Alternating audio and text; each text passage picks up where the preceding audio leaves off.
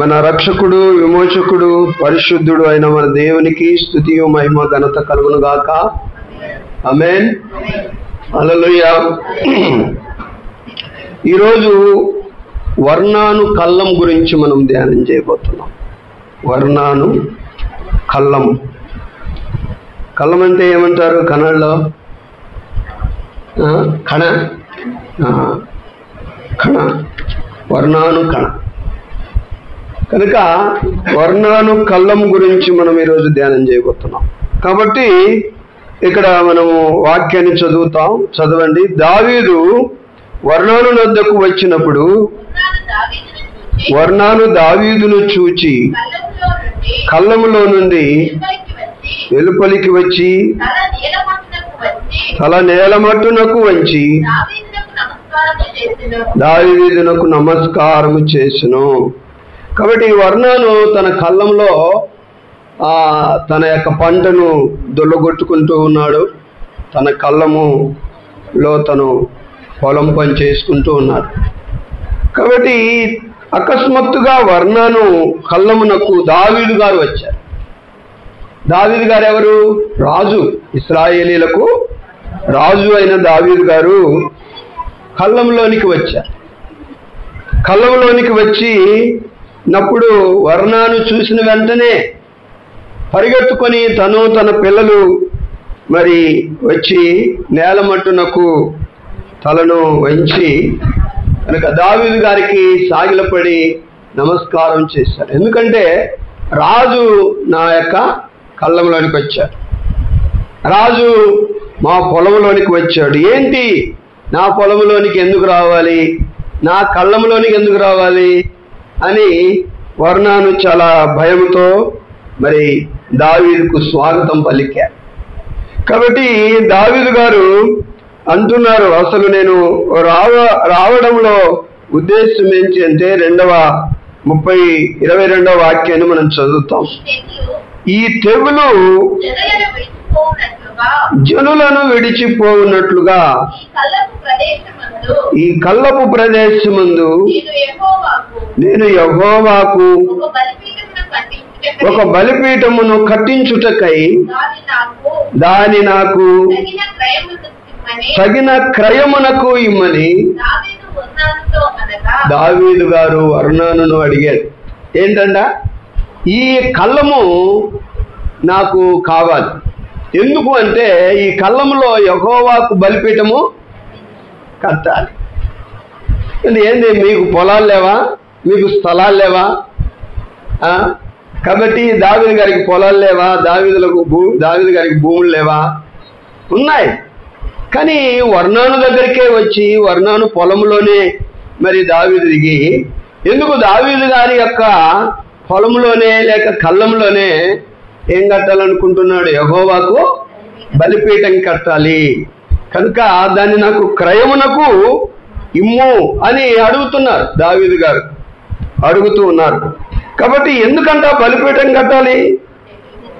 ఈ తెగులు పోవునట్లు. కాబట్టి ఈ వర్ణాను కళ్ళానికి మనం ఒక పేరు పెట్టవచ్చు.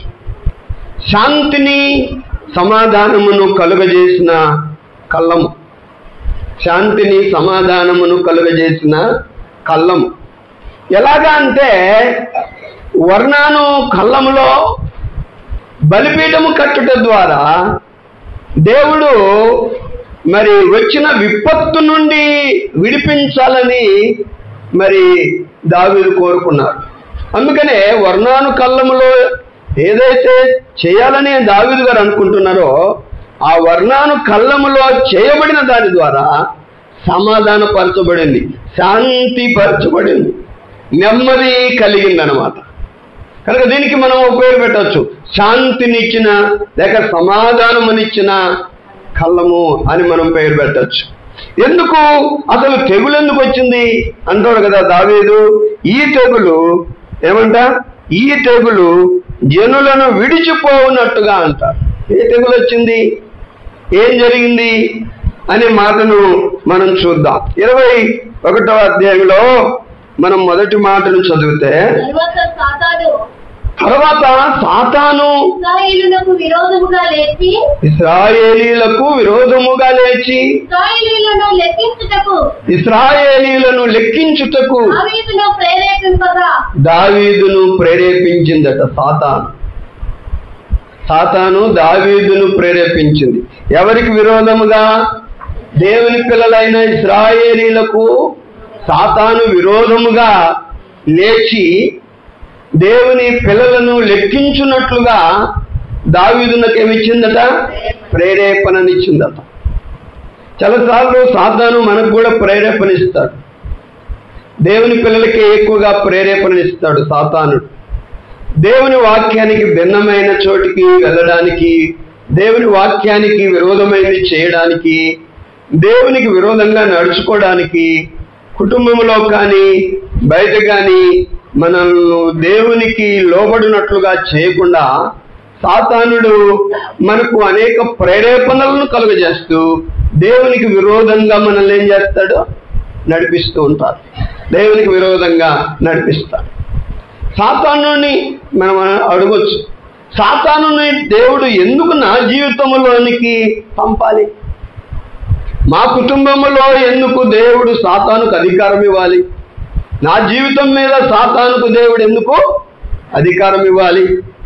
మేము ఈ నష్టానికి గురి కాకుండా ఉండేవారం కదా. సాతాను మా ఇంటికి రాకపోతే, మా జీవితంలోనికి రాకపోతే, మాలోనికి రాకుండా దేవుడు దాన్ని ఆపింటే ఈ సమస్య, ఈ నష్టము, ఈ కష్టము, ఈ రోగము మాకు వచ్చి ఉండేది కాదు కదా అని మనం అంటాం. కానీ దేవుడు అలా చేయడు కొన్నిసార్లు. ఎందుకంటే దేవుని పిల్లలకు పరీక్ష కావాలి, దేవుని బిడ్డలకు పరీక్ష కావాలి. పరీక్షలో నెగ్గాలి. ఇప్పుడు పిల్లలకు టెస్టులు పెడతారు. ఎందుకు? ఆ టెస్టులో వారు పాస్ అయిన తర్వాత నెక్స్ట్ ఫర్దర్ క్లాస్కు వారు ఏం చేస్తారు? ప్రమోట్ అవుతారు. కనుక ఈ క్లాసులోనే 1వ తరగతిలోనే వారు పాస్ కానప్పుడు టెస్ట్లో ముందు 2వ తరగతికి ఎలాగెళ్తారు? అలాగే వెళ్ళలేరు. ఎందుకు? ఏమని చెబుతాడు? ఏం చదువుతున్నావు బాబు అని ఎవరినైనా పిల్లలు కానీ పెద్దలు కానీ మనం అడిగితే ఏమంటారు? వారు దేంట్లో పాస్ అయ్యారో దాని గురించి చెప్తారు. నేను 10th క్లాసు, నేను PhD చేశాను, నేను డిగ్రీ చేశాను అంట. ఎందుకంటే దాంట్లో ఫెయిల్ అయినవాడు చెప్తాడా నేను డిగ్రీ అని? బడాయి చెప్పుకుంటే చెప్పుకోవచ్చు, దానికి కూడా మనం ఏమనలేము. కాబట్టి నిజంగా వాస్తవంగా మనం ఎంతైతే చదివామో అంతా చెప్పుకోవాలి. కాబట్టి ఎందుకంటే ఆ తరగతి మనం పాస్ అయ్యాము కనుక ఈరోజు దేవుని పిల్లలు కూడా ప్రతి టెస్ట్లో పాస్ అవ్వాలి, దేవునికి నమ్మకంగా పాస్ అవ్వాలి. అందుకని కొన్నిసార్లు దేవుడు మన మీద సాతానుకు ప్రేరేపణ పుట్టిస్తాడు, ప్రేరేపణ కలుగజేస్తాడు. కొన్నిసార్లు ప్రేరేపణ కలుగజేయచ్చు మనకు సాతానుడు. ఇప్పుడు చూడండి, ఈ యోబు జీవితంలోనికి సాతాను ఎంటర్ అయ్యాడు. సాతానుడు ఏం చేశాడు అంటే దేవుని మీద సవాలు విసిరి, ఈ యోబు చేత నిన్ను దూషింపజేస్తాను, యోబు గారి చేత నిన్ను అవమానింపజేస్తాను, దేవుని అయిన నీవు లేవనిపిస్తాను అని రకరకాలుగా ప్రగల్భాలు పలికి దేవుని యొక్క అధికారము చేత సాతానుడు యోబు గారి జీవితంలోనికి వచ్చాడు. వచ్చి ఏం చేశాడు? తన పొలాలు ఆస్తులన్నీ కూడా ఏం చేశాడు? నాశనం చేశాడు. తన పిల్లలందరినీ కూడా చంపేశాడు. తన ఆరోగ్యం అంతా కూడా ఏం చేశాడు? నాశనం చేశాడు. కానీ యోబు గారు ఏమన్నారు? యెహోవా ఇచ్చారు, యెహోవా తీసుకున్నారు, యెహోవాయకే స్తుతి మహిమ కలుగునుగా. కానీ దేవుణ్ణి శ్రమలలో కూడా ఏం చేశాడు? స్తుతించాడు. చాలా మందికి ఇదే డౌట్, ఎందుకు నేను ఇంత ఉపవాసం ఉండి ప్రార్థన చేస్తే నాకెందుకు ఈ శోధనలు? మేము ఇంత నిష్ఠగా పవిత్రంగా బ్రతుకుతుంటే మాకెందుకు ఈ కష్టాలు, మాకెందుకు ఈ నష్టాలు? నేను ప్రార్థన చేస్తున్నా, దేవుడు ఎందుకు వింటలేదు? దేవుడు వింటున్నాడు, దేవుడు సహాయం చేస్తున్నాడు. కానీ దేవుడు ఇంకా నిన్ను బలపరచాలి, ఇంకా నిన్ను స్థిరపరచాలి. దేవుడు తన టెస్ట్లో నువ్వు పాస్ అవునట్లుగా చేయాలి. అది ఆయన వాస్తవం. కొన్నిసార్లు, అన్నిసార్లు కాదు, కొన్నిసార్లు సాతానుడు మనల్ని ఏం చేస్తాడు? ప్రేరేపిస్తాడు. కానీ యోబు గారి జీవితంలో మాత్రము దేవుని అధికారం చేతనే సాతాను యోబు గారిని మరి బాధ పెట్టినట్లు మనం చూస్తాం. కానీ అననీయ సప్పిరాను కూడా ప్రేరేపించాడు సాతానుడు. కనుక అపోస్తలుల కార్యం 5వ అధ్యాయంలో మనం చూస్తే అననీయ సప్పిరాలను కూడా ప్రేరేపించినట్లు మనం చూస్తున్నాం. అననీయ అనే ఒక మనుషుడు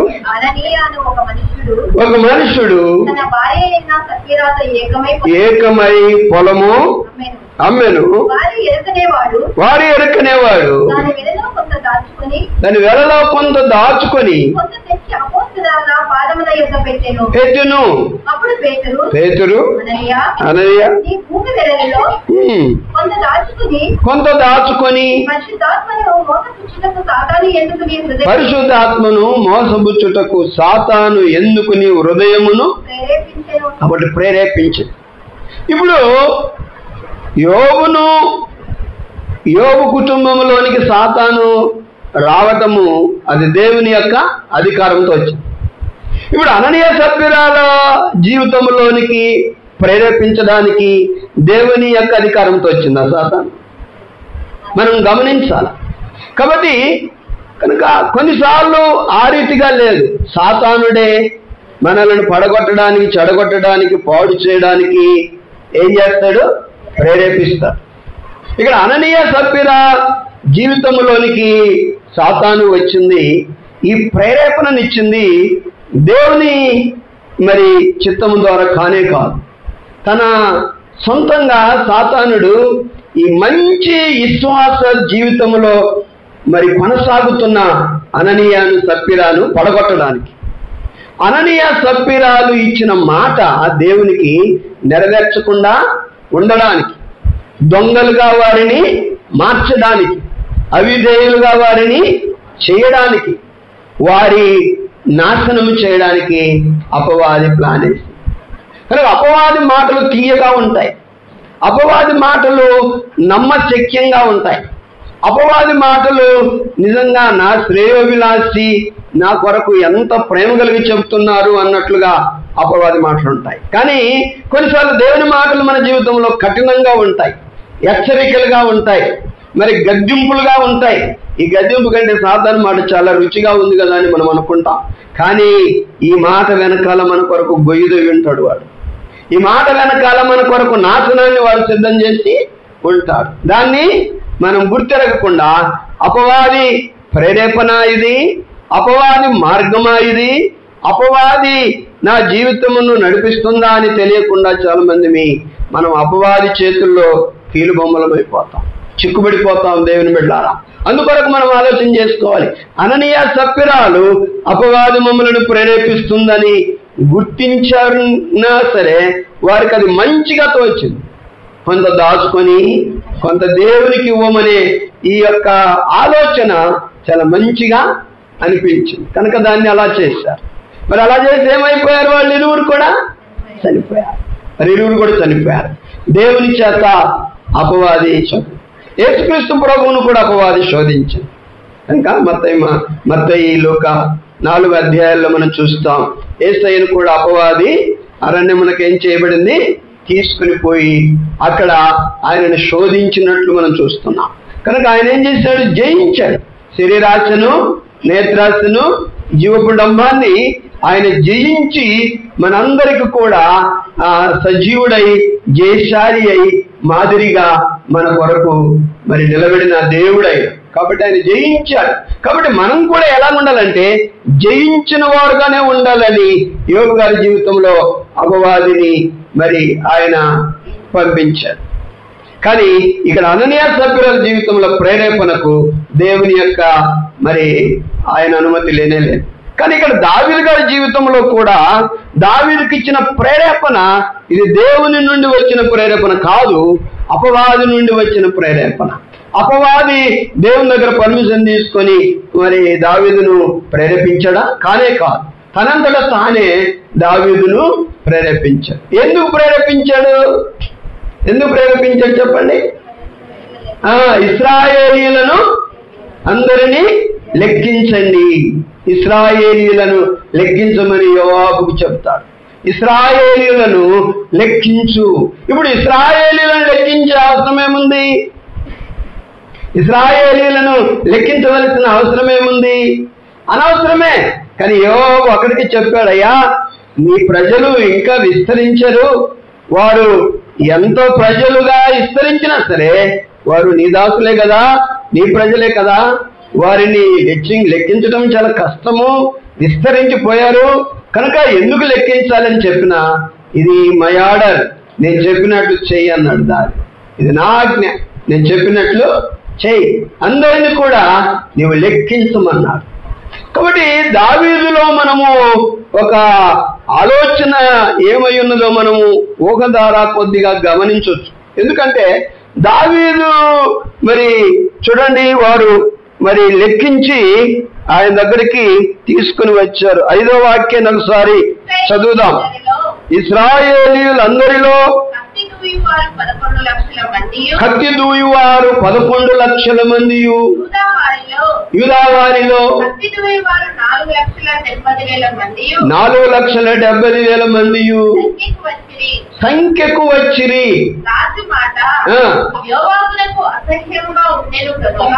కాబట్టి ఎవరిని లెక్కించారు? జనులలో ఎవరిని లెక్కించారు? అందరిని లెక్కించాడా? స్త్రీలను, పురుషులను, పిల్లలను అందరిని లెక్కించారా? లేకపోతే ఎవరిని లెక్కించారు? యుద్ధానికి పనికొచ్చే వారిలో, కత్తి దూయు వారిలో ఎంతమంది ఉన్నారు అసలు? యూదా వారిలో, ఇశ్రాయేలు వారిలో వారు లెక్కించగా, ఇశ్రాయేలు వారిలో, యూదా వారిలో ఇన్ని వేల మంది ఉన్నారు, ఇశ్రాయేలీలలో ఇన్ని లక్షల మంది ఉన్నారు. కాబట్టి వీళ్ళందరినీ ఎందుకు లెక్కేయమంటాడు అంటే నా బలం ఎంత ఉందో చూసుకోవాలి. ఏంటి? దేవుని స్తోత్రం అనొద్దు ఇప్పుడు. ఎందుకంటే ఇశ్రాయేలీయుల యొక్క బలమే నా బలం, వాళ్ళుంటే నేనున్నట్టు. రేపు యుద్ధంకు మేము వెళ్ళినప్పుడు కత్తి దూసేవారు ఎంతమంది ఉన్నారో, యుద్ధం చేసేవారు ఎంతమంది ఉన్నారో అది నాకు తెలిసినప్పుడు కొద్దిగా ధైర్యం ఉంటుంది. నాకు ధైర్యం ఉంటుంది. కనుక ఆనాటి కాలంలో రాజులు ఏం చేశారంటే వారు గుర్రాలను చూసుకొని వారు గర్వించేవారు, వారి రథాలను చూసుకొని వారు గర్వించేవారు, వారి రౌతులను చూసుకొని వారి సైన్యాన్ని చూసుకొని వారు ఏం చేశారు? గర్వించేవారు.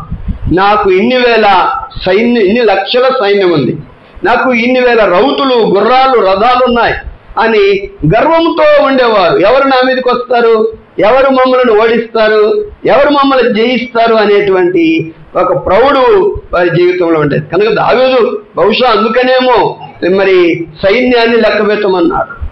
5వ వాక్యం, ఇశ్రాయేలీలలో కత్తి దూయువారు 11 లక్షల మంది, యూదా వారిలో కత్తి దూయువారు 4,70,000 మంది, మొత్తం 15,70,000 మంది. 15,70,000 మంది తనకు కత్తి దూసేవారు ఇశ్రాయేల్ జనములో మరి యుద్ధానికి పనికొచ్చేవారు ఉన్నట్లు మనము అతడు లెక్కించి చూసుకున్నారు. కానీ దేవుని బిడ్డలారా, ఇది దేవునికి ఇష్టం లేదు. ఇలాగ లెక్కించటము ఇశ్రాయేలీలలో మరి యుద్ధ నేర్పరితనము కలిగిన వారు, కత్తి దూసేటువంటి వారు ఎన్ని లక్షల మంది ఉన్నారో లెక్కించుకోమని దేవుడు ఎప్పుడు కూడా చెప్పలేదు. ఎందుకు అంటే యెహోవాయే నా బలము, దేవునికి స్తోత్రం, యెహోవాయే నాకు జయము. ఫిలిస్తీను మీదకి వెళ్ళాడు ఒకప్పుడు ఎవరు? గొలియాతు మీదకి వెళ్ళాడు దావీదు గారు. అప్పుడు ఏమన్నాడు దావీదు గారు? నీవైతే కత్తి చేతను ఈటను చేతబట్టుకొని వస్తున్నావు, కానీ నేనైతే యెహోవా పేరట నీ మీదకి వస్తున్నాను. కనుక అప్పుడు ఆ గొర్రెలు కాసేటప్పుడు ఎవరిని బలంగా చేసుకున్నాడు దావీదు గారు? దేవుణ్ణి బలంగా చేసుకున్నాడు. తన వెనకాల సైన్యం ఉందా? కత్తి దూసేవారు ఉన్నారా? ఎవరు లే. అలాంటప్పుడు దేవుణ్ణి తను బలముగా చేసుకొని ఇదిగో యెహోవా పేరట, వింటున్నారా? ఎవరి పేరట? దేవుని పేరట నేను నీ మీదకి వస్తున్నాను, నా దేవుని పేరట నేను నీ మీదకి వస్తున్నాను, ఈరోజు జయమునిస్తాడు దేవుడు అన్న దావీదు యొక్క ఆ నమ్మకము ఏమైపోయింది? ఇప్పుడు ఏం చేస్తున్నాడు? రాజైన తర్వాత ఇప్పుడు సైన్యాన్ని లెక్కేసుకుంటున్నాడు. ఇశ్రాయేలీయులలో 11 లక్షల మంది, యూదా వారిలో 4,70,000 మంది. ఇది కౌంట్ చేసి యోవాబు తన దగ్గరికి తీసుకుని వచ్చాడు. కాబట్టి ఎందుకంటే ముందు యుద్ధములు జరిగినప్పుడు నాకు లెక్క రావాలి, లెక్క తెలియాలి అన్నటువంటి ఉద్దేశం. కానీ దేవునికి అది ఇష్టం లేదు. మనము న్యాయాధిపతుల గ్రంథములో 7వ అధ్యాయంలో దేవుని యొక్క మాటలను చదువుదాం. న్యాయాధిపతుల గ్రంథం 7వ అధ్యాయము 7వ అధ్యాయంలో మొదటి మాట నుండి చూడండి. అప్పుడు యెరుబ్బయలు అనగా గిద్యోనును అతనితోనున్న జనులందరూ వేకువను లేచి అరోదు బావి యొద్ద దిగగా లోయలోని మోరే కొండకు ఉత్తరముగా మిద్యానీయుల దండుపాలెము వారికి కనబడెను. యెహోవా నీతోనున్న జనులు ఎక్కువ మంది, నేను వారి చేతికి మిద్యానీయులను అప్పగింప తగదు. ఇశ్రాయేలీయులు నా బాహుబలము, నాకు రక్షణ కలుగజేసిననుకుని నా మీద అతిశయించుదురేమో. కాబట్టి నీవు ఎవడు భయపడి వణుకుతున్నాడో వాడు త్వరపడి విలాప కొండ విడిచి తిరిగి వెళ్ళవల్లని జనులు వినున్నట్టుగా ప్రకటించమని గిద్యోనుతో సెలవిచ్చెను. కాబట్టి ఇక్కడ మనం చూస్తున్నాం, దేవుడు ఏమంటాడంటే నీ దగ్గర గిద్యోను, నీ దగ్గర ఉన్నటువంటి జనము, సైన్యము ఏమంటాడు? ఎక్కువ మంది. ఏమంటారు? నీతో ఉన్నటువంటి జనము ఎక్కువ మంది. ఎక్కువ మందితో నేనేం చేయను? నీకు మరి జయాన్ని రప్పించు. జయ ఓటములు దేవుని చేతిలో ఉన్నాయి, మనుషుల చేతిలో లేవు. ఆశీర్వాదములు దేవుని దగ్గర ఉన్నాయి, మన చేతిలో లేవు. మన చేతిలో ఆశీర్వాదం ఉంటే మనం ఇది వరకు పెద్దగా అయిపోయే వాళ్ళము. కాబట్టి ఎగదిగ కార్లు, బంగారము, ఇల్లు కట్టుకొని బాగా జలసాగా ఉండేవాళ్ళం. కానీ ఆశీర్వాదం మన చేతిలో లేదు. ఎవరి చేతిలో ఉంది? నేను ఆశీర్వదించాలన్నది దేవుని చేతిలో ఉంది. దేవుడే నిన్ను ఆశీర్వదిస్తే తప్ప మనం దీవించబడం. కాబట్టి ఈ రోజున దేవుని బిడ్డారా, అంతమందితో నీతో నేను యుద్ధములో జయమివ్వను అంటాడు గిద్యోనుతో. అంతమందితో యుద్ధంలో జయమేను. కాబట్టి ఏం కావాలంటే ఎన్ని వేల మంది? 32,000 మంది మరి సైన్యం ఉన్నారు. 32,000 మంది సైన్యం ద్వారా నీకు యుద్ధంలో జయమేను. వీళ్ళను మరి తక్కువ చేయాలి. ఎందుకు అలాగా నేను జయమివ్వనంటే, ఒకవేళ నేను జయమించాను అనుకోండి, జయమించింది నేనే. ఇశ్రాయేలీయులు ఏమనుకుంటారు? మా బాహుబలం ద్వారా, మా శక్తి ద్వారా మేము జయించాము అంటారు. ఏమంటారు? మా బాహుబలం ద్వారా, మా శక్తి ద్వారా మేము యుద్ధంలో జయించాము. ఇప్పుడు యెహోవా రాడు, దేవుడు గుర్తురాడు.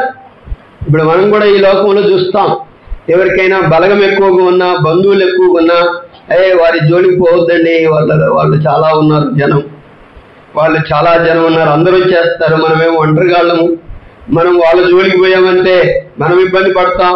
ఒక మాట అన్నా అనిపించుకున్నా లోబడి ఉందాం, మరి కొట్టినా కొట్టించుకుందాం అని కొంతమందికి మనం ఏమవుతుంటాం? భయపడుతుంటాం. వాళ్ళ బలాలను చూసి, వాళ్ళ బలగాలను చూసి, వాళ్ళ యొక్క మరి జనాలను చూసి మనం భయపడుతూ ఉంటాం. కాబట్టి ఇక్కడ కూడా దేవుడు అంటాడు, ఇంత జనము ద్వారా నేను నీకు జయమిచ్చాను అనుకో, ఇశ్రాయేలీయులు గర్విస్తారు, ఇశ్రాయేలీయులు అతిశయిస్తారు, ఇశ్రాయేలీయుల దృష్టికి నేను కనపడను.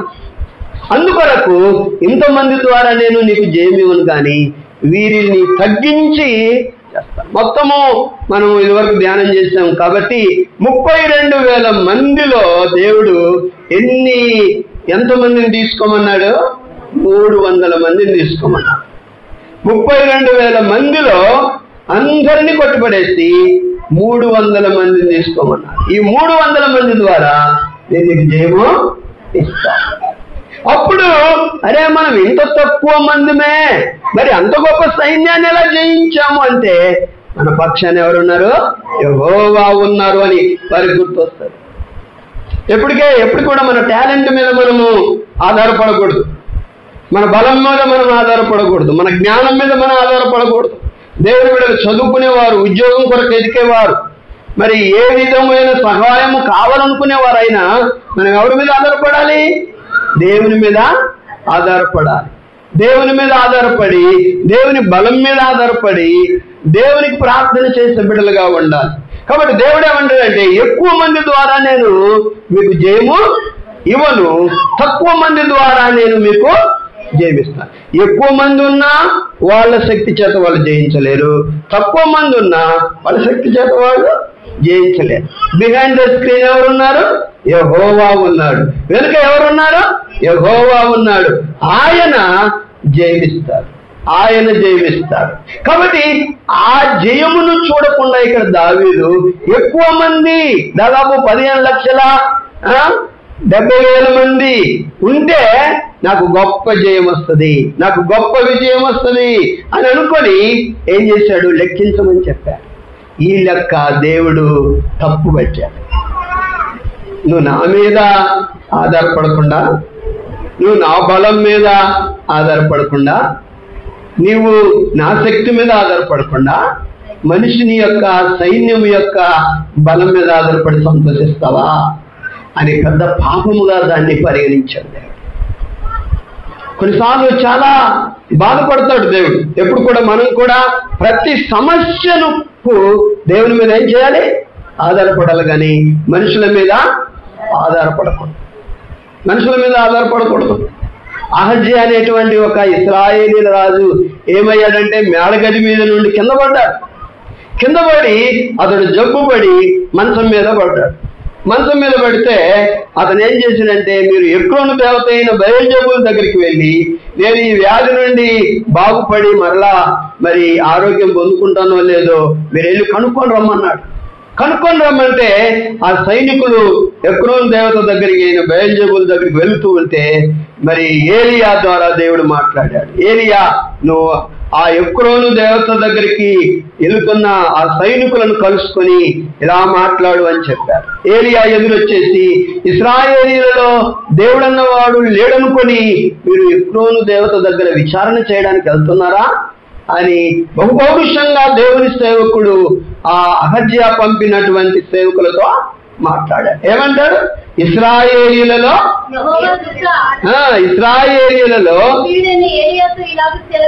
సెలవిచ్చాను. రాజుల గ్రంథం 1వ అధ్యాయం 3వ వాక్యంలో మనం చూస్తాం. నీవు లేచి రాజు పంపిన దూతలను ఎదుర్కొనబోయి ఇట్లను ఇశ్రాయేలు వారిలో దేవుడన్నవాడు లేడనుకొని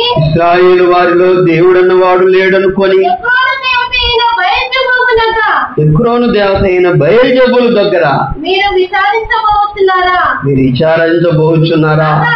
అది చాలా తప్పుగా దేవుడు భావించాడు. నువ్వు తీసుకున్న డిసిషన్ చాలా రాంగు, చాలా తప్పు. ఇశ్రాయేలీల దేవుడైన యెహోవా రాజ్యములో ఇశ్రాయేలీల పరిశుద్ధ జనమును ఏలుచున్న నీవు రాజునుగా నిలబెట్టిన నన్ను నువ్వు లెక్క చేయకుండా నీ యొక్క మేలు కొరకు ఎవరి దగ్గర పంపుతున్నావు? బయల్జెబూలు దగ్గర. అంటే నేను శక్తిహీనుడనా, నేను బలహీనుడనా? చాలా మందిని మనం చూస్తుంటాం. కనుక ఇటు యేసుక్రీస్తు ప్రభు దగ్గరికి వస్తుంటాం, మరి అక్కడక్కడ తిరుగుతూ ఉంటాం. అది కుదరదు. ఎందుకంటే అక్కడక్కడ తిరగటం ఎందుకు? యేసు ప్రభులో శక్తి లేదా? యేసుక్రీస్తులో బలం లేదా?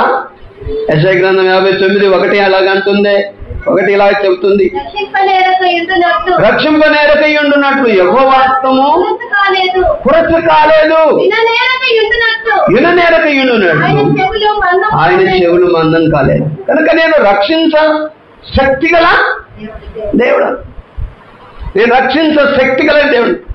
యేసయ్య సమాధి ఎక్కడుంది? యేసయ్య సమాధి ఎక్కడుంది? తెలియదు కదా. యేసయ్య సమాధి ఎక్కడుంది? యెరూషలేములో. ఇప్పుడు సమాధి ఉందా? యేసుక్రీస్తు ప్రభువుకు సమాధి కట్టారు కానీ సమాధి లేనే లేదు. సమాధిలో లేడు ఆయన. ఈ లోకములో అందరికీ సమాధులు ఉన్నాయి. నీవు ఆరాధించే నజరేయుడైన యేసయ్యకు సమాధి లేదు. దేవునికి స్తోత్రం. వారు సమాధి కట్టారు, వారు సమాధిలోనే ఉంటాడు, కుళ్ళిపోతాడు, మట్టిలో మట్టి కలిసిపోతాడు అని అనుకున్నారు. కానీ 3వ రోజున జయశాలి అయి తిరిగి లేచిన సర్వశక్తిమంతుడైన యేసయ్య. ఈరోజు యేసయ్యకి ఏమి లేదు? సమాధి లేదు. సమాధి కష్టాలని వేశారు కానీ సమాధిని జయించి లేచారు. సమాధిని జయించి చేశాడు. ఇక ఎవరెవరు లేవు సమాధులు, అందరికీ ఉన్నాయి సమాధులు. సమాధుల్లో ఉన్నారు ఇంకంటే ఏంటి, వాళ్ళు బలవంతులా బలహీనులా? ఏమంటారు? బలహీనులు. బలహీనులు బలహీనులైనటువంటి వారిని మనం దేవుని లెక్కలు ఎలా కడతాం? సమాధిని గెలిచిన వాడు దేవుడు, మరణాన్ని గెలిచిన వాడు దేవుడు. కాబట్టి ఆయన సర్వశక్తిమంతుడైన దేవుడై ఉన్నాడు. దేవుని బిడ్డారా, అందుకోసం ఆయన అంటాడు, నా బలం తగ్గలేదంటారా, మీ నమ్మకమే సరిగా లేదు, మీరు నన్ను ఆశ్రయించట్లేదు, మీరు నా దగ్గరికి రావట్లేదు, నా మీద మీ బరువు భారాలు మోపట్లేదు, మీరు నా దగ్గర విచారణ చేయడానికి రావట్లేదు, మీరు అక్కడకడుగు ఇక్కడకడుగు వేస్తున్నారు, మీ మనసు చెల్లిస్తుంది, నా మీద స్థిరంగా లేదు, నాలో శక్తి లేదా, నాలో బలం లేదా, నేను చేయలేనా? బయల్జెబూల్ దగ్గరికి మరి ఎక్రోను దేవత దగ్గరికి పంపిస్తే దేవుడు బహుగా కోపపడ్డాడు. నువ్వు పంపించిందే గొప్ప తప్పు చేస్తున్నావు. నువ్వు అలాగే దేవుని వదిలిపెట్టి ఎవరినైనా ఆశ్రయించావా? దేవుని వదిలిపెట్టి ఏదైనా ఉద్యోగము అక్కడికి వెళ్ళవయ్య బాబు, ఆయన బాగా చేయి చూసి చెప్తాడు ఎప్పుడు ఉద్యోగం వస్తుందో అని కానీ చెయ్యి ఎవరికైనా చూపించుకున్నావా? లేకపోతే నీ భయం భీతి పోవాలంటే ఏమైనా తాయితలు కట్టించుకోపోతుందంటే కట్టించుకున్నావా? లేకపోతే అక్కడికి వెళ్ళి రాని పని జరుగుతుందంటే అక్కడికి వెళ్ళొచ్చావా? అది ఇవన్నీ ఏసై అంతే. నువ్వు అలాగే చేసావంటే దేవుని నమ్ముకొని యేసుక్రీస్తు శక్తిని ఏం చేస్తున్నాను? బలహీనునిగా చేస్తున్నావు. ఆయన చేయలేడా? ఆయనకి సామర్థ్యం లేదా? ఆయన అన్ని చేయగలడు. అందుకనే ఆసియాతో బహు సీరియస్ అయ్యాడు దేవుడు. ఇదిగో ఇశ్రాయేలీలలో అను వారిలో దేవుడు అన్నవాడు లేడనుకొని మీరు ఎక్రోను దేవత అయిన బయల్జెబూల్ దగ్గరికి దేవత దగ్గరికి మనుషులను పంపుతున్నావా? అయితే యెహోవా చెప్పే మాట విను అంటారు. ఆసియా రాజా, నీవెక్కిన మంచము నుండి దిగి రాకుండా నిశ్చయముగా చనిపోతావు అన్నాడు. No doubt. నువ్వు ఎక్కడికన్నా తిరిగా, నువ్వు ఎవరి దగ్గరికి వెళ్ళి అడుక్కో. నేను సెలవిస్తున్నాను, నీవు ఈ నిర్ణయం తీసుకున్నట్టు ద్వారా, నువ్వు వీళ్ళని ఆశ్రయించుట ద్వారా నేను సెలవిస్తున్నాను, ఎక్కిన మనసును దిగకుండా నువ్వేమైపోతావు? మరణమవుతావు. కాబట్టి కొన్నిసార్లు ఇదిగో దావీదు గారు జనములను లెక్కించమని, యుద్ధములో రేపు మనకు పనికొచ్చేవారు, మన బలం ఎంతుందో తెలుస్తుంది, మన స్ట్రెంత్ ఎంతుందో తెలుస్తుందని తెలుసుకోవడానికి అతడు సాతాను చేత ప్రేరేపితుడై ఇశ్రాయేలీయులను సైన్యాన్ని లెక్కించాడు. లెక్కించినప్పుడు యూదా ఇశ్రాయేలీలందరూ కలిసి 15,70,000 మంది మరి ఉండగా వారిని చూసి అతడు ధైర్యం తెచ్చుకున్నాడేమో. అప్పుడు దేవుడు ఒక నిర్ణయం చేస్తాడు. ఏమంటాడు? 21వ అధ్యాయంలో మనం మరల వద్దాం. ద్వితీయోపదేశ కాండంలో 10వ వాక్యం చదవండి. యెహోవా సెలవిచ్చినదేమనగా 3 విషయాలు. ఈ కార్యములు చేసినందున జనములను లెక్కించి వారే నా బలము, వారితో నాకు జయం వస్తుంది అని నువ్వు సాతానుతో ప్రేరేపించబడి లెక్కించినందువలన 3 భయంకరమైన విపత్తులు నీ మీదకి పంపించబోతున్నాను. వాటిలో ఒకటి వాటిలో ఒకదానిని నేను 3 పంపిస్తాను. వాటిలో ఏది కావాలో నువ్వు కోరుకోమన్నాడు. ఒకటేంటి? కావున 12వ వాక్యం, 3 ఏళ్ల పాటు కరువు కలుగుట. 3 ఏళ్ల పాటు కరువు కలుగుట నువ్వు కోరుకుంటావా? రెండవది, 3 నెలల పాటు నీ శత్రువులు కత్తి దూసి నిన్ను తరుముట నీకు కోరుకుంటావా? 2. ఒకటేంటి? 3 సంవత్సరముల పాటు కరువు. 3 సంవత్సరాల పాటు కరువు. అన్నిటికీ కరువే దేశం మీద. అది కోరుకుంటావా? రెండవది, 3 నెలల పాటు నిన్ను శత్రువులు కత్తి దూసి తరమటము నువ్వు కోరుకుంటావా?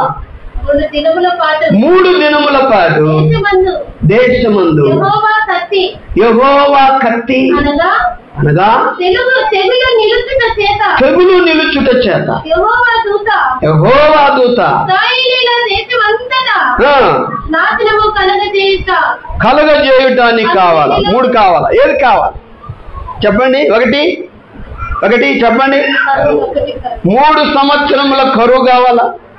2 3 నెలల పాటు శత్రువు చేతను తరమబడుట కావాలా? 3వది 3 దినములు ఇశ్రాయేలు దేశం మీద తెగులు కావాలా? ఏది కావాలో కోరుకోండి. చూసారా, ఈ ఇంత భయంకరమైనటువంటి సమస్య ఎలాగా మరి వచ్చింది అంటే తను సాతాను ప్రేరేపణకు లోబడిన దావీదు గారు వింటున్నారా? సాతాను ప్రేరేపణకు లోబడిన మనం కూడా మన చెవుల్లో కూడా సాతాను చెబుతూ ఉంటుంది, ఈ పని చేయండి, ఆ పని చేయండి, ఆదివారం రాకండి, ప్రార్థనకు రాకండి, మరి ఇక్కడికి పనులకు వెళ్ళండి, కనుక ప్రార్థన పోతే ఏమొస్తుంది, పనికి పోతే ఏమన్నా దొరుకుతుంది. కాబట్టి ఈ రీతిగా ఇంకా రకరకాలైనటువంటి తప్పుడు మార్గాలలో, తప్పుడు కార్యకలాపాలలో మనలను మరి చేయనట్లు మనలను ప్రేరేపిస్తుంది అపవాది. కాబట్టి ఇలాంటి ప్రేరేపణలు ఇది అపవాది నుండి వచ్చిందా, ఇది దేవుని నుండి వచ్చిందా, మన కుటుంబము తీసుకునే నిర్ణయము దేవునికి ఇష్టమైన నిర్ణయమా, లేకపోతే అపవాది ప్రేరేపణ వలన తీసుకునే నిర్ణయమా?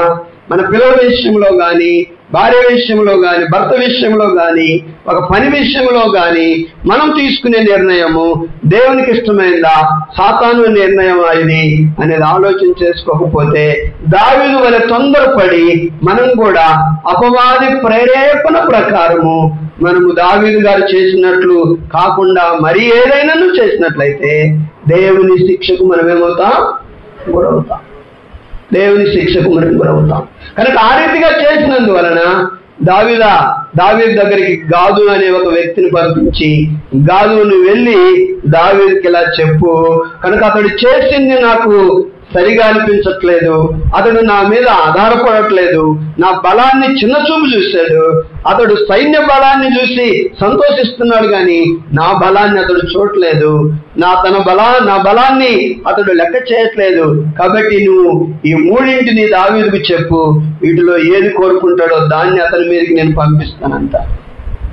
గాదు వచ్చి చెబుతాడు, దావీదు అయ్యా 3 సంవత్సరములో దేశం అన్నంత కరువు కావాలా? యెహోవా అడగమన్నాడు. లేకపోతే 3 నెలలు శత్రువు చేత, కత్తి దూసిన శత్రువుల చేత, కత్తులు పట్టుకున్న శత్రువుల చేత, నిన్ను చంపడానికి తరుముతున్న శత్రువుల చేత నువ్వు తరంబడటం నీకు కావాలా? లేకపోతే 3 దినములు మరి దేశమంతటి మీదకి తెగులు రావటం నీకు కావాలా? ఏది కావాలి అన్నాడు. దావీదు ఇది అది కావాలని నేను చెప్పలేదు, కానీ నేను యెహోవా చేతిలో పడటమే మంచిది. నేను ఇరుకును పడి ఉన్నాను. ఇప్పుడు నేనేం కూడా ఏమన్నాడు దావీదు గారు? దావీదు నేను మిక్కిలి ఇరుకులో చిక్కుకొని ఉన్నాను. యెహోవా మహాకృపగలవాడు, నేను మనుషుల చేతిలో పడక ఆయన చేతిలోనే పడుదునుగాక అని గాదుతో అనేను. కనుక ఆయన ఇష్టానికి ఏది చేస్తాడో అది చేయని, ఆయన చేతిలో ఉన్నాను, నేనే దీనికి కారకుడు, నన్ను చంపినా మంచిదే, నా కుటుంబాన్ని నాశనం చేసినా మంచిదే, ఆయన చేతిలో ఉన్నాం కనుక ఆయన ఇష్టం. అన్ని ఒకదానికి మించిన శిక్ష ఒకటి, ఏది సింపుల్గా లేనేలేదు, అన్ని భయంకరమైనటువంటి శిక్షలు. కాబట్టి దేవుడు ఒక నిర్ణయం చేశాడు, 3 దినముల తెగులును దేశం మీదకి రప్పించాడు. 3 దినముల తెగులును దేశం మీదకి రప్పించాడు. కాబట్టి 14వ వాక్యం మనం చదువుతాం. కావున యెహోవా ఇశ్రాయేలీయుల మీదికి తెగులు పంపగా ఇశ్రాయేలీయులలో 70,000 మంది చచ్చిరి. అయ్యో 70,000 మంది చనిపోయారు ఇశ్రాయేలు.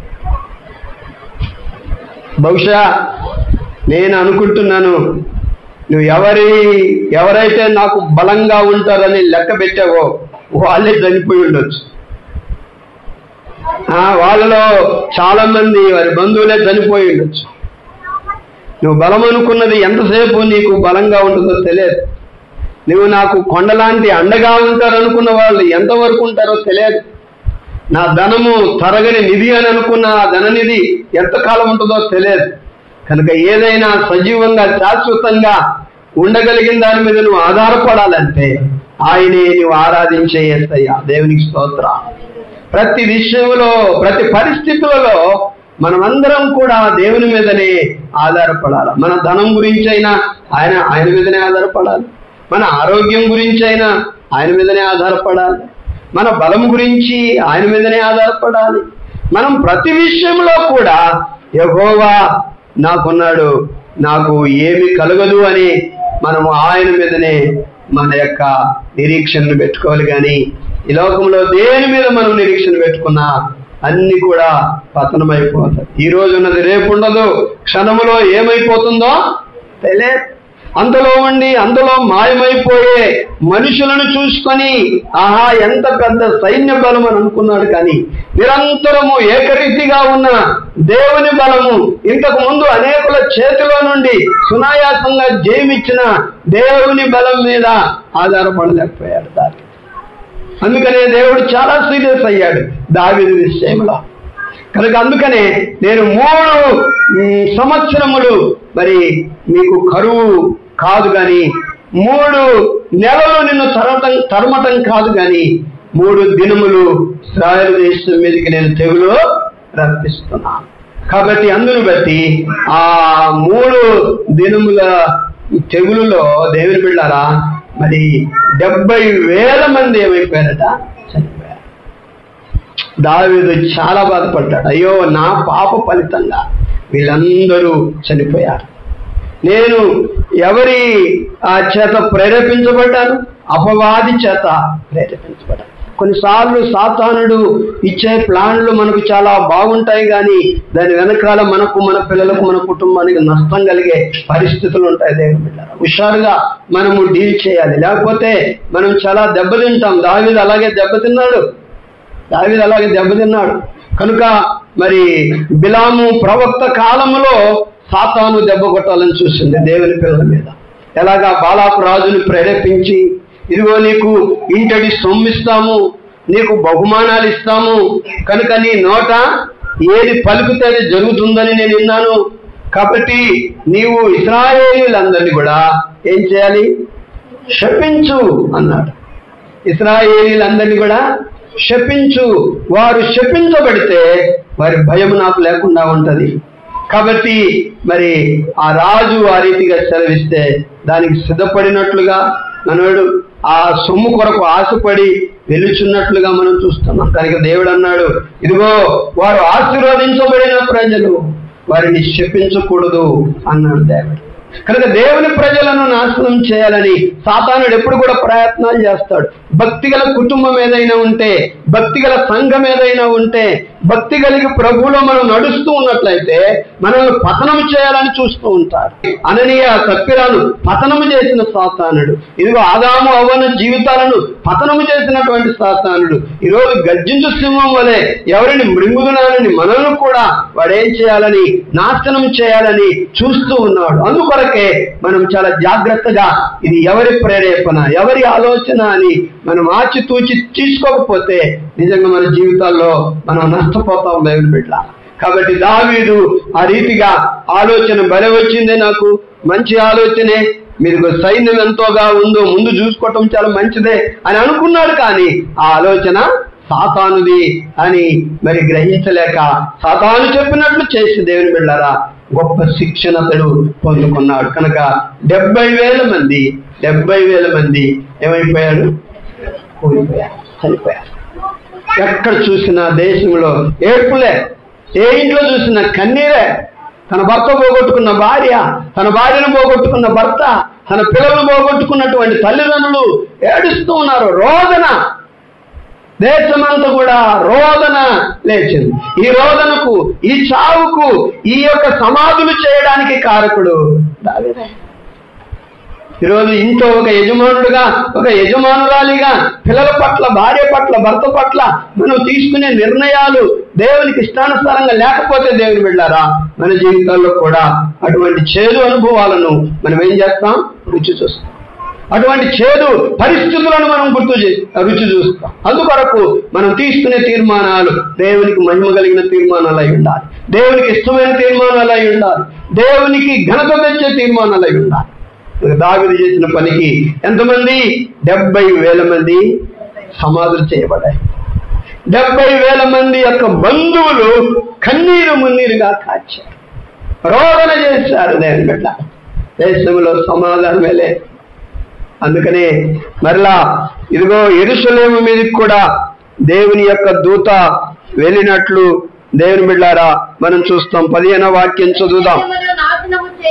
15వ వాక్యం చదువుదాం. యెరూషలేములో ఉన్న జనమును కూడా నాశనము చేయుటకై దేవుడు ఒక దూతను పంపెను. అతడు నాశనము చేయబోచుండగా యెహోవా చూచి ఆ చేటు విషయమై సంతాపము నుండి నాశనము చేయు దూతతో చాలును, ఇప్పుడు నీ చెయ్యి ఆపుమని సెలవీయగా ఆ దూత ఇక్కడ నుండి యెరూషలేములో నుండి యెబూసీయుడైన వర్ణాను కళ్ళములోనికి వచ్చి నిలబడిందట. వర్ణాను కళ్ళమును అడగటంలో ఒక కారణం ఉంది. ఎందుకంటే ఏ దూత అయితే తెగులు చేత జనమును చంపడానికి దేవుడు పంపించాడో ఆ దూత ఇప్పుడు వర్ణాను కళ్ళములోనికి వచ్చింది. వర్ణాను కళ్ళములోనికి వచ్చి నిలిచింది. అందుకనే దావీదు గారు ఏం చేశారంటే ఈ విషయాన్ని తెలుసుకొని వర్ణాను కళ్ళమునకు రాగా వర్ణాను తన కుమారులందరూ కూడా అతనికి సాగిలపడి నమస్కారం చేసి, నా ప్రభు, నా రాజు, నీ సేవకుని దగ్గరికి వచ్చిన ఉద్దేశం ఏంటో చెప్పమంటే ఆ దావీదు గారు అంటాడు, ఇదిగో నీ కళ్ళము నాకు కావాలి, నీ కళ్ళము నాకు కావాలి. ఎందుకంటే ఇక్కడ యెహోవాకు ఒక బలిపీఠము నేను కట్టాలి, యెహోవాకు ఒక బలిపీఠము నేను కట్టి యెహోవాను శాంతిపరచాలి. ఈ తెగులు నుండి నేనేం చేయాలంటే శాంతిపరచాలి, నిమ్మలపరచాలి అని దేవుని బిడ్డారా వర్ణాను అడిగినప్పుడు వర్ణాను, అయ్యా నీ దాసుడను నేను, నీకేం కావాలంటే చెయ్యి, ఇంకా బలి కొరకు మరి పశువులు కానీ కర్రలు కానీ మరి నైవేద్యముల కొరకు పిండిలు కానీ నూనె కానీ అవన్నీ నేను ఇస్తాను అని అడిగినప్పుడు దావీదు అన్నాడు, నీ చేత నేనేం తీసుకోను, కానీ నాకు దానిని ఖరీదుకి నువ్వు ఎంత కమ్ముతావో క్రయమునకు దానిని ఇవ్వు అని అడిగినప్పుడు వర్ణాను దానిని మరి 600 తులముల బంగారమునకు దాన్ని ఏం చేశాడు? అమ్మివేశాడు. అప్పుడు దావీదు గారు ఏం చేశాడంటే అక్కడ ఒక బలిపీఠం కట్టి ఆ బలిపీఠం మీద దహన బలులను, సమాధాన బలులను దేవునికి అర్పించి ఏం చేశాడట? చదవండి ఆ మాటలు. అచ్చట ఒక బలిపీఠమును కట్టించి దహన బలులను, సమాధాన బలులను అర్పించి యెహోవాకు మొరపెట్టగా ఆయన ఆకాశము నుండి దహన బలిపీఠం మీదకి ప్రత్యుత్తరం ఇచ్చెను. యెహోవా దూతకు ఆజ్ఞాపింపగా తన కత్తిని మరలా వరలో వేసెను. అప్పుడు సమాధానము, తెగులు మరి లయము కాకుండా ఆగిపోయింది. దేవునికి స్తోత్ర. ఈ రోజున మనం కూడా ఏం చేయాలంటే వర్ణాను కళ్ళములో చేయబడిన కార్యముల ద్వారా ఎలాగా దేశములో సమాధానము, నెమ్మది వర్ణాను కళ్ళములో జరిగిన దానిని బట్టి వచ్చిందో దేవుని బిడ్డలారా, ఈరోజు కూడా మనము మన కుటుంబాల్లో దేవునికి వ్యతిరేకంగా ఏం చేస్తున్నాం? ఏ శిక్షలు అనుభవిస్తున్నాం? లేకపోతే ఏ బాధలు అనుభవిస్తున్నాం? ఆర్థికీయ ఇబ్బందులా, లేక శరీర రోగాలా, లేకపోతే మానసిక ఇబ్బందులా, లేకపోతే ఇంకోటి ఏంటి? అది ఏదైనా నిన్ను బాధ పెట్టి కలవరపరిచేదా? ఒకవేళ నువ్వేం తప్పు చేసావో దేవుని బిడ్డ, ఒకవేళ సాతానుని యొక్క ప్రేరేపణకు నువ్వు లోబడినావేమో, నేను లోబడ్డానేమో. అందుకొరకే మనం ఏం చేయాలంటే వర్ణాను కళ్ళములో ఇదిగో దావీదు ఎలాగైతే బలిపీఠం కట్టాడో, ఇదిగో ఈ రోజు మనం ఏం చేయాలంటే పడిపోయిన ఈ బ్రతుకును, చెడిపోయిన ఈ బ్రతుకును, కూలిపోయిన ఈ బ్రతుకును వర్ణాను కళ్ళములో దావీదు బలిపీఠం కట్టినట్లు మన జీవితాన్ని మరలా కట్టుకోవాలి దేవుడి వాక్యంలో. దేవుని స్తోత్రం. ఈ బ్రతుకును మరలా కట్టుకొని, ఈ జీవితాన్ని మరలా నిలుపుకొని, ఈ బ్రతుకును మరలా దేవునికి అర్పించి ఏం చేయాలంటే ఎలుగెత్తి దేవునికి మొరపెట్టాలి. దావీదు ఏం చేశాడు? బలిపీఠం కట్టిన తర్వాత దహన బలులు, సమాధాన బలులు దేవునికి అర్పించిన తర్వాత అతడు ఎలుగెత్తి దేవునికి ఏం చేశాడు? మొరపెట్టాడు. ఆ రీతిగా నీవు నీ కుటుంబాన్ని, నీ తప్పులను ఒప్పుకొని, నీ బ్రతుకును బాగు చేసుకొని, ఇదిగో అయ్యా ఈ వ్యాధి నా మీదకి ఎందుకు వచ్చింది? ఇది నీకు అసాధ్యమైనది కాదు కదా ప్రభువా. ఎందుకు ఈ దరిద్రత నాకు వచ్చింది? ఇది నీకు తెలియంది కాదు కదా నాయన. ఎందుకు ఈ నష్టాలు, ఈ కష్టాలు, ఈ ఇబ్బందులు మేము పడుతున్నాం? మీకు తెలియంది కాదు కదా ప్రభువా. ఇదిగో నేను సాతాను ప్రేరేపణకు గురి ఏ పాపం చేస్తున్నాను, నీకు విరోధంగా ఏ దోషం చేస్తున్నాను, నిన్ను గాయపరిచేంత పనులు ఏం చేస్తున్నాను ప్రభు? ఎన్నిసార్లు నువ్వు హెచ్చరించినా, ఎన్నిసార్లు నువ్వు గద్దించినా నీ మాట వినక మాటి మాటికి నాయన నిన్ను చిన్న చూపు చూసి ప్రభు నేను ఏం చేస్తున్నాను? ఈ రోజు నా తప్పు తెలుసుకుంటాను ప్రభు. ఇదిగో ఈ పడిపోయిన, ఈ కూలిపోయిన నా బ్రతుకును మరలా నీ వాక్యం ద్వారా, ఈ రోజు ఉన్న వాక్యం ద్వారా నేను కట్టుకుంటానయ్యా, నేను నిలబెట్టుకుంటానయ్యా. నిలబెట్టుకుని నేనేం చేస్తాను? నీకు మొరపెడతాను ప్రభువా. ఆ తెగులును ఏ రీతిగా ఆ దూతను గద్దించి ఆపు చేశావో వర్ణాను కళ్ళంలో, ఆ రీతిగా నా దేహం మీద ఉన్న రోగాన్ని నువ్వు గద్దించి యేసయ్యా. నా కుటుంబంలో ఉన్న ఆర్థిక ఇబ్బందులను నువ్వు గద్దించి యేసయ్యా. నా స్టడీలో ఉన్న ఇబ్బందులను నువ్వు గద్దించి యేసయ్యా. నా నిరుద్యోగ సమస్యను నువ్వు గద్దించి యేసయ్యా. నాకు సహాయం చేయమని ఈ రోజున దేవుణ్ణి నీవు బ్రతిమలాడుకొని మొరపెట్టుకుంటే దేవుడు ఆ దూతను ఆపినట్లు నీ జీవితంలో సమస్యలను కూడా ఏం చేస్తాడు? ఇక చాలు ఆగు అంటాడు. దేవునికి స్తోత్రం. దూతను గద్దించాడు, ఇక చాలు ఆపు అంటాడు. అందుకని ఆ దూత తన కత్తిని తీసి మరలా తన వరలో పెట్టుకుంది. ఈరోజు నీ సమస్యకు పరిష్కారం దొరుకుతుంది, నీ ఇబ్బందికి పరిష్కారం దొరుకుతుంది, నీ అసమాధానకు పరిష్కారం దొరుకుతుంది. భార్య భర్తల మధ్యలో సమాధానం లేదు, డబ్బులున్నాయి సమాధానం లేదు, వారి ఏక మనస్సు లేదు. భార్య భర్త అంటే ఎవరు? టూ బాడీస్ కాదది, ఒకే బాడీ, ఒకే దేహము. భార్య ఆలోచన భర్తకు నచ్చదు, భర్త ఆలోచన భార్యకు నచ్చట్లేదు. ఆమె చెప్పింది చేయకపోతే ఇల్లంతా కూడా అల్లకొల్లలం అయిపోతుంది, అతను చెప్పినట్లు చేయకపోతే ఇల్లంతా కూడా అల్లకొల్లలం అయిపోతుంది. ఈ రీతిగా సమాధానం లేదు, నెమ్మది లేదు. పిల్లలు బిక్కముఖం వేసుకొని వారు దెబ్బలాడుకుంటుంటే చూసేటువంటి పరిస్థితులు మనం చూస్తుంటాం కొన్ని కుటుంబాల్లో. కనుక ఈ అలజడంతా కూడా అపవాది నుండి వస్తుంది. కాబట్టి ఇదిగో నువ్వు ఎక్కడ పడిపోయావో, నువ్వెక్కడ దేవుని దూరం అయ్యావో, ఇదిగో ఆ స్థితిని గుర్తెరిగి మరలా నీ జీవితం అనే బలిపీఠాన్ని ఏం చేయాలి? ప్రభుకు కట్టుకో, ప్రభు ముందు కట్టుకో, ఆయన వాక్యంలో కట్టుకో, నీ తప్పులు ఒప్పుకో, నీ పాపాలు ఒప్పుకో, కట్టుకొని నువ్వు వెలుగెత్తి దేవునికి మొరపెడితే మరలా నీ స్థితి నార్మల్ అయిపోతుంది. దేవునికి స్తోత్రం. మరలా నీ పరిస్థితి నార్మల్ అయిపోతుంది. వర్ణాను కళ్ళంలో ఇశ్రాయేలు దేశం అంతటిని శాంతిపరిచిన కార్యం జరిగింది వర్ణాను కళ్ళంలో. ఈ జీవితంలో కూడా నువ్వు కట్టుకొని దేవునికి మొరపెడితే నీ కుటుంబము శాంతిపడే కార్యం జరుగుతుంది. దేవుని బిడ్డలారా, అలాగ నువ్వు చేయకపోతే సాతాను ప్రేరేపణ ప్రకారంగా నీవు నేను నడిచినట్లయితే దేవుని శిక్షకు మనం కూడా అవుతాం.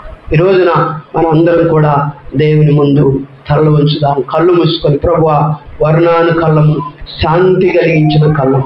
కనుక ఈ శాంతి కలిగించినటువంటి కళ్ళంలో జరిగిన కార్యక్రమాలు ఇశ్రాయేలు దేశం మీద వచ్చిన తెగులంతా కూడా నాయన తప్పించి సమాధాన పరిచాయి. ఈరోజు నా కుటుంబము, నా వ్యక్తిగత జీవితంలో ఇలాంటి అలజడులు ఏమి రేగుతున్నాయో ప్రభువా, నా బ్రతుకు సరిగా లేనందువలననే కదా, నేను నీకు విరోధంగా నడుస్తున్నందువలనే కదా అని చెప్పి మనల్ని మనం కట్టుకున్నాం. యేసయ్యా ఈరోజు నీ వాక్యం ద్వారా నన్ను కట్టుకుంటున్నాను. నేను ఎక్కడ పడిపోయాను. అందుకనే దేవుడు అంటాడు ప్రకటన గ్రంథంలో, నువ్వు ఏ స్థితిలో నుండి పడిపోయావో అక్కడి నుండి లేదంటాడు ఆయన. నువ్వే స్థితిలో నుండి పడిపోయావో అక్కడి నుండి లేవు, అక్కడి నుండి లేచి నువ్వు మారు మనసు పొందితేనే కానీ, లేకపోతే నిన్ను మనసం పట్టిస్తానంటాడు ప్రభు. ఇదిగో ప్రభువా, నన్ను ఒక్కసారి జ్ఞాపకం చేసుకో, నా భార్యకు తెలియకుండా, నా భర్తకు తెలియకుండా, నా తల్లిదండ్రులకు తెలియకుండా, నాయనా నిన్ను నేను లెక్క చేయకుండా నేనేమేమైతే చేశాను నా తప్పులన్నీ క్షమించు, నా బలహీనతలన్నీ క్షమించు. ఈరోజు నన్ను నేను ఈ సన్నిధిలో కట్టుకుంటున్నాను ప్రభువా, కట్టుకుంటున్నాను యేసయ్యా, కట్టుకుంటాను నాయన.